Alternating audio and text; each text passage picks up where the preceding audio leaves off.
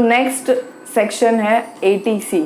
अभी एटीसी ये ऑलमोस्ट सबको पता है, बट लोग क्या करते हैं कि एग्जेम्पशन नहीं ले रहे, मतलब उसका पूरा फुल्ली यूटिलाइज नहीं कर रहे हैं। एटीसी का लिमिट है 1,50,000। 1,50,000 का एग्जेम्पशन आप अंडर एटीसी ले सकते हो। बट आई हैव ऑब्जर्व्ड, मैंने देखा हुआ है ना, ऑलमोस्ट इतने सारे लोग हैं ना जो पूरा एटीसी यूटिलाइज नहीं कर रहे हैं। तो उसमें क्या क्या आता है, एक तो पीएफ, आपका कंपनी जो पीएफ डिडक्ट करती है वो।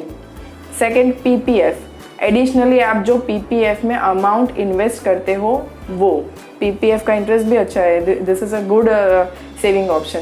उसके बाद है tuition fee for 2 kids, and tuition fee not for kindergarten kids, it's for about 4th standard, means from the 4th standard. उसके बाद है हाउसिंग लोन प्रिंसिपल, इंटरेस्ट हमने अलग देख लिया। अभी यहाँ पे जो प्रिंसिपल अमाउंट है up to 1,50,000 you can claim over here.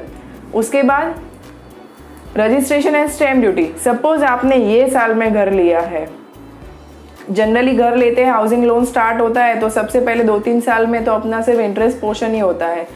तो ये केस में सबसे पहले ईयर में जितना भी स्टैम्प ड्यूटी आपने पे किया है या रजिस्ट्रेशन फी पे किया है, तो up to 1,50,000 you can take a exemption over this eighty C, under this eighty C. उसके बाद आ रहा है life insurance premium. Term mediclaim नहीं है यहाँ पे लाइफ इंश्योरेंस प्रीमियम है, ठीक है, that also you can take. And उसके बाद आ रहा है ELSS, tax saver mutual fund. ये भी सबसे गुड ऑप्शन है आज की सिचुएशन में, या जो भी मतलब टैक्स सेविंग प्लान है उसमें ये mutual fund is a better option. यहाँ पे सेव कीजिए। एंड सपोज आप 10 लाख मतलब 30% के ब्रैकेट में हो एंड आपने 1.5 लाख इन्वेस्ट कर दिया है म्यूचुअल फंड में, तो 30% गेन तो आज ही आपको मिल रहा है। So this logic you have to apply while applying the और वाइल डूइंग द इन्वेस्टमेंट। उसके बाद आ रहा है tax saver fix deposit, tax saver bond जो 5 साल के लिए ब्लॉक रहता है। हाँ, ELSS जो है वो भी 3 साल के लिए ब्लॉक रहता है। एक बार इन्वेस्ट किया एंड 3 साल से पहले उठा लिया तो वो टैक्स एग्जेम्पशन से नहीं गिना जाता है। So this you have to take care. So ATC में आपको इतने सारी चीज़ का बेनिफिट मिलता है, लेकिन आपको एक चीज़ याद रखनी है कि ये सब क्यूमुलेटिव मिला के मैक्सिमम इज़ 1,50,000 है ना। आप बोल रहे हैं 1,50,000 में क्या होता है, मैं तो इतना सारा लैक्स में टैक्स पे कर रहा हूँ, बट इसमें हम कुछ नहीं कर सकते। एवरी ईयर गवर्नमेंट को हम बोल रहे हैं, सब लोग रिक्वेस्ट कर रहे हैं, लेकिन ये 1.5 लाख की लिमिट नहीं बढ़ रही है। तो वी होप नेक्स्ट ईयर ये बढ़ जाए इलेक्शन आने से पहले। So that's thing. बट एक और गुड न्यूज़ है, that is NPS, it's a national pension scheme. ये बेनिफिट जो है वो आपको ओवर एंड अबव 80 से मिलता है।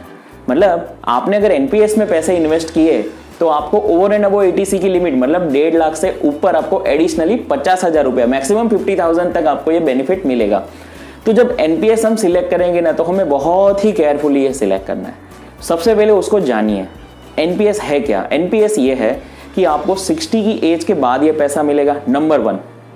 सेकेंड, इसके अंदर आपको ऑप्शंस दिए जाते हैं कि आपको डेट सिलेक्ट करना है, इक्विटी करना है, या डेट इक्विटी का रेशियो क्या रखना है।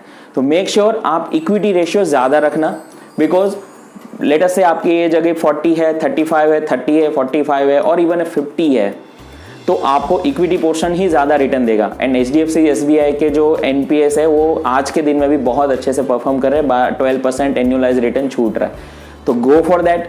यहाँ पे एक चीज़ इंपॉर्टेंट है, बहुत सारे लोग बोले यार 50,000 रुपये में क्या फ़र्क पड़ता है, बट आई विल से कि अगर 50,000 रुपीज़ आपने इन्वेस्ट किया तो 15,000 रुपये आपका टैक्स बच गया। लेट अस से 15,000 इज अ टैक्स, एंड ये जो टैक्स बच गया है वो आपकी CA की कॉस्ट से भी कम है।